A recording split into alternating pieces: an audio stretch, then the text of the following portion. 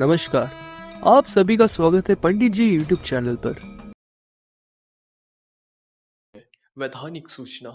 यह कहानी भयदायक है तथा कमजोर हृदय के लोग इसे ना सुने। अस्वीकरण। यह कहानी लेखिका की कल्पना का कार्य है। इस कहानी का संबंध किसी भी जीवित या मृत व्यक्ति या किसी भी धर्म अथवा जाति तथा किसी घटना से कदापि नहीं है। यदि ऐसा प्रतीत हो तो वह केवल आपका एक संयोग मात्र है। सीमा दुर्ग से तिरुवनंतपुरम एमबीए पूरा करने के बाद बैंक में नौकरी करने के लिए गई हुई थी। नई जगह, अनजान भाषा, पर सीमा ने नौकरी के खातिर सब अपना लिया। मलयालम भी सीख रही थी। बैंक में उसकी दोस्ती अन्य कर्मचारियों से जल्दी हो गई। कई लोग दूसरे राज्यों से वहां आकर काम कर रहे थे और बैंक ने ही सबके रहने के लिए क्वार्टर दे रखे थे। इतने वर्कलोड के बावजूद भी सीमा हर वीकेंड घूमने जाया करती थी। अब की बार वह अपनी नई सहेली करिश्मा के साथ गई थी। सीमा और करिश्मा एरनाद घूमने गए थे। करिश्मा इससे भी पहले कई बार एरनाद जा चुकी थी। केरला है ही इतना सुंदर, चाहे कितना भी घूम लो, देख लो, बार बार देखने की इच्छा हो ही जाती है। सीमा हर रोज वैसे तो पूजा करती थी, पर आज सीमा को बस घूमना था और ढेर सारी सेल्फीज लेनी थी। बस वो वही कर रही थी। पर दूसरी तरफ करिश्मा नमाज के समय बराबर नमाज अदा कर रही थी। दोनों घूम रही थी एक जगह से दूसरी जगह, जैसे मानो फिर कभी नहीं आएगी।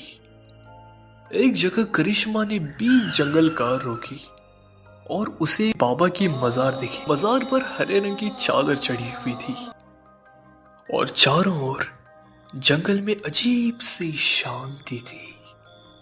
दोनों कार से उतरी और करिश्मा ने कहा, सीमा, ये बाबा मोपला विद्रोह में शहीद हुए थे, अंग्रेजों से लड़ते लड़ते। आओ तुम भी यहां दुआ मांग लो। करिश्मा ने अपने साथ जरी हुई चादर लाई थी। दोनों ने मिलकर उस मजार पर चादर चढ़ाई और जैसे करिश्मा ने दुआ मांगी, उसे देखकर ही सीमा ने वैसा ही किया। गाड़ी में बैठने के बाद सीमा ने कहा, चलो अब लौट चलते हैं, अब थकान महसूस हो रही है। करिश्मा ने भी हामी भरी और दोनों होटल में पहुंच गई।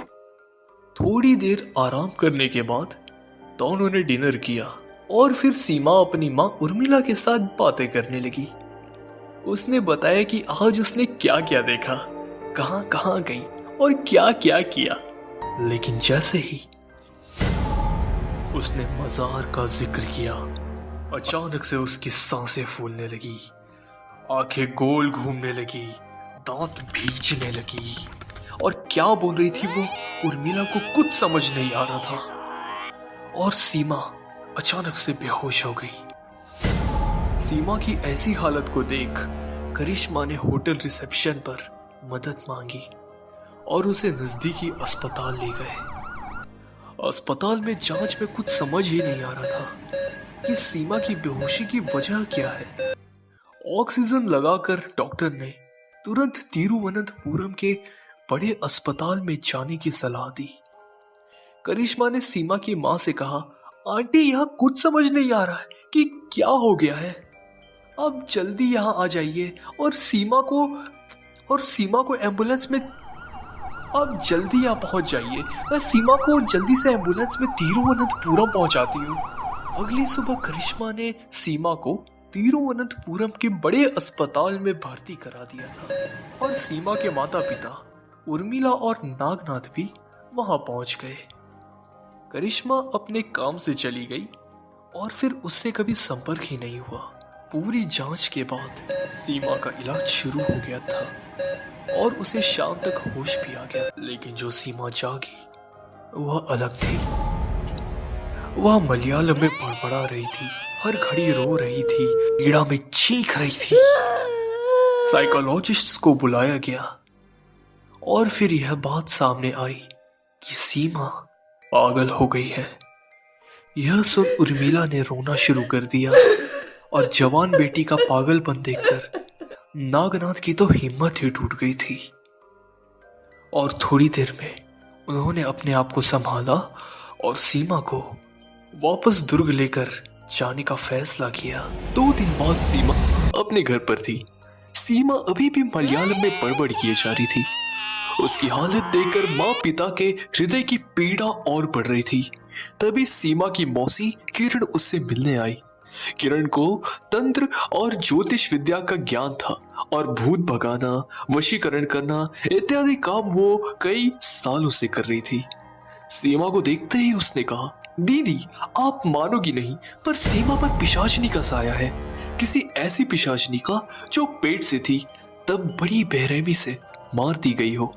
ये सुन उर्मिला ने कहा, मेरी सीमा ने किसी का क्या बिगाड़ा है जो उसे किसी पिशाचनी ने पकड़ लिया है? किरण बोली, उस पिशाचनी की सीमा से कोई दुश्मनी नहीं है, वो बस सीमा को माध्यम बनाकर कुछ कहने की कोशिश कर रही है। उर्मिला ने पूछा, सीमा से दुश्मनी नहीं तो फिर सीमा को ही क्यों चुना उस पिशाचनी ने? किरण ने कहा, सीमा खुद ऐसी जगह गई थी जहां उस पिशाचनी को मारा गया था। आगे किरण ने पूछा, थोड़ा दिमाग पर जोर देकर याद करके बताओ, सीमा उस दिन कहाँ गई थी? कुछ तो बताया होगा उसने। उर्मिला ने आंसू पोंछते हुए अपनी पीड़ा को संभालते हुए कहा, वो आखिरी बार की हुई बात मैं कैसे भूल सकती हूँ। बहुत खुश दिख रही थी, पूरे दिन भर कहाँ गई, क्या किया, सब बात बता रही थी। बस बेहोश होने से पहले उसने कहा कि वो अपनी दोस्त करिश्मा के साथ किसी मज़ार पर भी गई थी, पर वहाँ उसने क्या किया ये बताने से पहले ही उसकी तबीयत बिगड़ गई और वो दांत भींचते हुए बेहोश हो गई। किरण ने आगे पूछा, उसके साथ कौन था पूरे दिन और आखिरी बार बात हुई तब? उर्मिला ने बताया, करिश्मा, उसकी नई सहेली, दोनों साथ गई थी एरनाद घूमने। उसी ने सीमा को अस्पताल में भर्ती किया और हमें जल्दी वहां तिरुवनंतपुरम पहुंचने के लिए कहा। सीमा ने पूछा, करिश्मा के साथ कुछ बात हुई उस दिन के बारे में, उस मजार के बारे में? नागनाथ ने कहा, नहीं किरण, वो लड़की थोड़ी अजीब लगी। उसने सीमा को तिरुवनंतपुरम के बड़े अस्पताल में भर्ती किया और हम लोगों को पहुंचाने का ही रास्ता दिखा रही थी। भले ही वो खुद करिश्मा को एरनाद से वहां तक एम्बुलेंस में ले आई, पर उसने एक भी रुपया नहीं मांगा। उसने अस्पताल के पूरे पेपर्स दिए और ऐसे गई जैसे गायब हो गई हो। आगे नागनाथ ने कहा, सीमा की दिमागी हालत का सर्टिफिकेट लेकर मैं सीमा की छुट्टी के लिए उसके बैंक गया और वहां हर एक से करिश्मा के बारे में पूछा कि वो कहाँ है, तो बैंक के सहकर्मियों ने बताया कि वो किसी करिश्मा को जानते ही नहीं।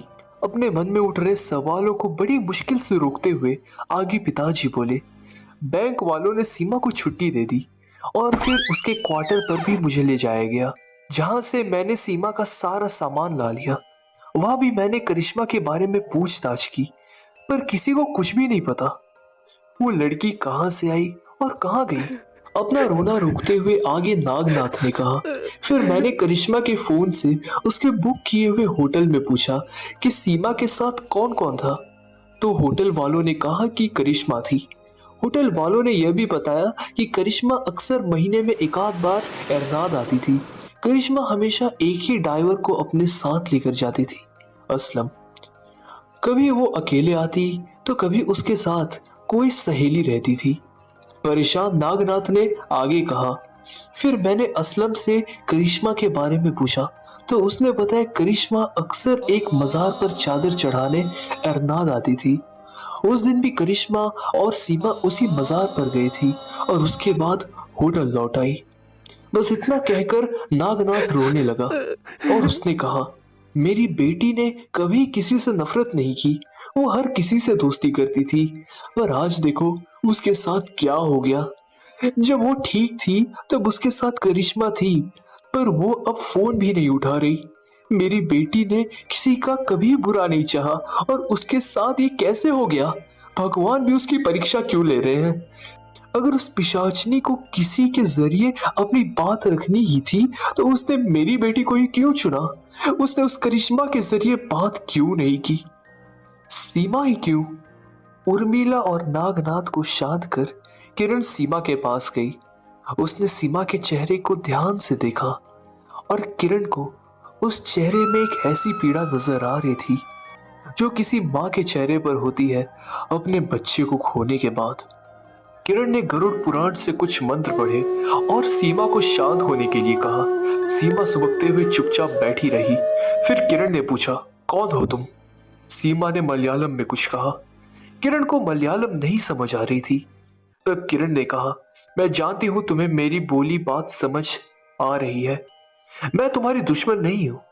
ये भी जानती हूं कि तुम कुछ कहना चाहती हो, पर क्या ये मैं नहीं समझ सकती, इसलिए हिंदी में कहो, तभी मैं कुछ कर सकूंगी। ये सुन सीमा थोड़ी देर के लिए बिल्कुल चुप हो गई। उसके बाद वो जोरों से सांसें लेने लगी। उसकी आंखें गोल घूमने लगी, दांत भींचने लगी और वो फिर से बेहोश हो गई। किरण ये देखकर विचलित हो गई, पर उसने हिम्मत नहीं हारी। वो उर्मिला और नागनाथ के पास गई और बोली, ये बात तो पक्की है कि पिशाचिनी केवल अपनी बात रखना चाहती है, नहीं तो अब तक सीमा को आड़ा टेढ़ा कर कई बार उसने पटक दिया होता। और समस्या यह है कि उसकी बात कोई समझ ही नहीं सकता, क्योंकि वो मलयालम में बोल रही है और हम में से किसी को भी मलयालम नहीं आती, तो हमें ही कोई उपाय करना पड़ेगा। आंखों में थोड़ी सी आशा की चमक लिए माँ पिताजी ने पूछा, क्या करना होगा किरण, बताओ। फिर किरण ने कुछ पूजा का सामान इकट्ठा किया, घर में खीर पकाने के लिए कहा और रेत का शिवलिंग स्थापित कर महामृत्युंजय मंत्र का जाप करते हुए हवन किया। सीमा अपने आप खुद चलकर हवन के पास आकर आहुतियां देने लगी और फिर उसने शिव पूजन कर अत्यंत मधुर स्वरों में शिव तांडव स्तोत्र भी गाया। उसके मुख से शिव तांडव स्तोत्र सुन उर्मिला और नागनाथ अचंभे में पड़ गए, क्योंकि सीमा को संस्कृत नहीं आती थी। फिर इसके बाद सीमा को प्रसाद की खीर खिलाई गई। अब सीमा कुछ शांत हो गई। उसके मन की पीड़ा कुछ शांत होते दिख रही थी, जैसे मानो वो पिशाचिनी अब उसके साथ है ही नहीं। अब किरण ने उससे पूछा, अब क्या तुम हमें बताओगी कि तुम कौन हो? डरावने सुर में सीमा ने जवाब दिया, मेरा नाम आमुक्ति है। किरण ने आगे पूछा, तो बताओ आमुक्ति, तुमने सीमा को ही क्यों चुना? आमुक्ति हंसने लगी और बताया, सीमा के पेट से है। सीमा पेट से है और उसके पेट में जुड़वा बच्चे हैं। उर्मिला ने चिल्लाते हुए कहा, यह हो ही नहीं सकता, सीमा मुझे सब बताती थी। आमुक्ति ने जोर से अट्टहास करते हुए कहा, हाँ, तुम कैसी माँ हो, तुम्हें इतना भी नहीं पता? वो तुम्हें वही बताती थी जो तुम सवाल करती थी। उर्मिला फिर चिल्लाई, तुम तो पिशाचिनी हो, तुम्हें क्या पता माँ की ममता क्या होती है? वो मुझे सब बताती थी। आमुक्ति ने कहा, अच्छा, मैं 12 साल की हो गई थी तब से मेरी माँ मुझे माहवारी के बारे में पूछती रही। 15 साल की हुई तब पहली माहवारी आई और मेरा विवाह हो गया। उसके बाद तेरी माँ के साथ साथ मेरी सास भी मुझे माहवारी के बारे में पूछने लगी। तुम आजकल के मॉडर्न लोग लड़कियों के साथ खुद माहवारी के बारे में बात ही नहीं करते। क्या तुम्हें कभी सीमा से उसकी माहवारी के बारे में पूछा? उर्मिला ये सब सुन अचंभित रह गई, क्योंकि सीमा जब से कॉलेज में जाने लगी थी तब से माँ ने कभी उसे इसके बारे में पूछा ही नहीं। कई साल हो गए, क्योंकि सीमा इस सवाल से चिढ़ जाती थी, उसे गंदा लगता था। और तिरुवनंतपुरम गए उसे 10 महीनों से ज्यादा हो गए थे और उसने कभी इस विषय पर बात नहीं की। अट्टहास करती हुई आमुक्ति बोली, हमारा जमाना अच्छा था, लोगों में शर्म थी और घर की महिलाएं आपस में इस विषय में बात करती थी, इसलिए ना कभी माहवारी की पीड़ा होती थी, ना कभी गर्भावस्था में तकलीफ, और प्रसव भी सरलता से हो जाता था, क्योंकि पीड़ा का इलाज मिल जाता था। किसी से कोई बात नहीं छिपती थी और हम लड़कियों को यह भी बताया जाता था कि आदमियों से कितनी दूरी बनाकर बात करना। आमुक्ति की बात बिल्कुल किसी दादी जी की तीखी टिप्पणी की तरह उर्मिला और नागनाथ के हृदय में चुभ गई। फिर आमुक्ति ने कहा, ये पेट से है, इसके बारे में करिश्मा को पता था, पर मैंने ही उसे उस डॉक्टरी रिपोर्ट को फाइल से निकलवाया, क्योंकि अगर सीमा के बच्चे गिरा दिए गए होते तो फिर मैं इस पिशाच योनि में भटकने लगती और फिर न जाने कब ही मुझे और मेरे होने वाले बच्चों की मुक्ति का साधन हो पाता। अब तुम्हें मुझ पर भरोसा नहीं है तो खुद जांच कर लो। और याद रखना, इसके बच्चे मत गिराना। किरण ने प्रेगनेंसी किट लाकर जांच की और पाया कि सीमा पेट से है। पर उर्मिला और खासकर नागनाथ के लिए अब ये नई समस्या हो गई। सीमा के पागलपन से पहले ही पड़ोसी तरह तरह की बातें बना रहे थे, और अगर ये बात सबके सामने आई कि सीमा प्रेग्नेंट है तो फिर बड़ी मुश्किल हो जाएगी। और सीमा का गर्भ कितने महीनों का है ये भी तो पता नहीं। बिना चेकअप के कैसे ये पता चलेगा। किरण को उर्मिला और नागनाथ की दुविधा दिख रही थी, लेकिन सीमा का चेकअप भी जरूरी था। तो किरण नागनाथ के पास गई और कहा, जीजा जी, मैं समझती हूँ आपकी हालत क्या है। लड़की के साथ ये हो गया है और हमें पता भी नहीं कि किसने किया और कैसे हुआ, और उसकी तबीयत के लिए उसका चेकअप करवाना जरूरी है। कहानी के अगले पार्ट के लिए चैनल को सब्सक्राइब करें और बेल आइकन दबाएं। वीडियो कैसी लगी कमेंट में जरूर बताएं, और हाँ, वीडियो अपने करीबियों को शेयर जरूर करें। चलिए मिलते हैं अगली वीडियो।